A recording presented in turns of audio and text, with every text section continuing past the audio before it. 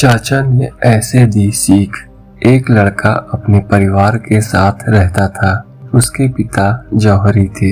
एक दिन उसके पिता बीमार पड़ गए।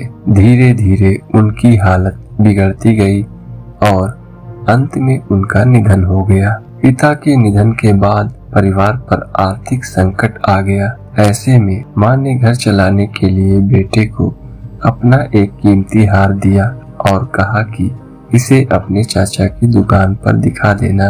वे भी एक जौहरी है। इसे बेचकर जो पैसे मिलेंगे वो ले आना। लड़के ने अपने चाचा को जब ये हार दिखाया तो चाचा ने हार को अच्छे से देखा और कहा कि अभी बाजार बहुत मंदा है, इसे थोड़ा रुक कर बेचना तो अच्छे दाम मिल जाएंगे। फिलहाल तो तुम मेरी दुकान पर नौकरी कर लो, वैसे भी मुझे एक भरोसेमंद लड़के की जरूरत है। लड़का अगले दिन से दुकान का काम सीखने लगा। वहाँ उसे हीरो व रत्नों की परख का काम सिखाया गया।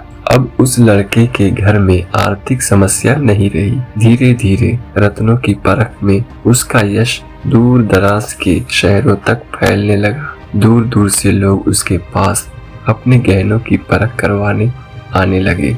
एक बार उसके चाचा ने उसे बुलाया और कहा कि जो हार तुम बेचना चाहते थे उसे अब ले आओ। लड़के ने घर जाकर माँ का हार जैसे ही हाथ में लेकर गौर से देखा तो पाया कि वो हार तो नकली है। वो तुरंत दौड़कर चाचा के पास पहुंचा और उनसे पूछा कि आपने मुझे तभी सच क्यों नहीं बताया जब मैं इस हार को बेचने आया था। इस पर चाचा ने कहा कि अगर मैं तुम्हें उस समय सच बताता तो तुम्हें लगता कि संकट की घड़ी में चाचा भी तुम्हारे कीमती हार को नकली बता रहे हैं और तुम्हें मुझ पर यकीन नहीं होता। लेकिन आज जब तुम्हें खुद ही गहनों को परखने का ज्ञान हो गया है तो अब तुम खुद असली नकली की पहचान कर सकते हो। दोस्तों, कभी सोचा है कि कई बार हमारी जिंदगी में भी ऐसा ही होता है, जब कम ज्ञान और गलत धारणाओं के कारण